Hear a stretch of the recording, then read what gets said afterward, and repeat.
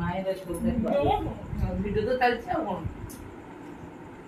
ମୋ ମାଇଁ କେତେ ସୁନ୍ଦର ଖାଇବା ସବୁ ବନେଇକି ରଖୁଛନ୍ତି। କାଲି ମାଇଁ ଶ୍ରାବଣ ମାସ ପାଣି ନେଇକି ଯିବୁ। ଯାହା ହଉ ପ୍ରଥମ ଥର ଆସିଲି ମାମୁଁ ଘରକୁ, ବହୁତ ଭଲ ଲାଗିଲା।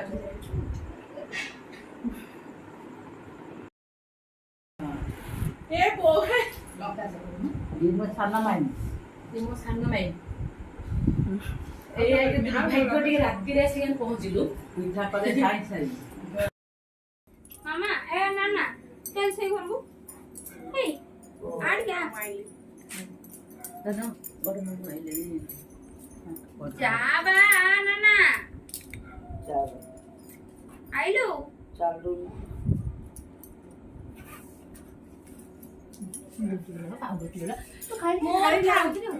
ସିନ୍ଦୁର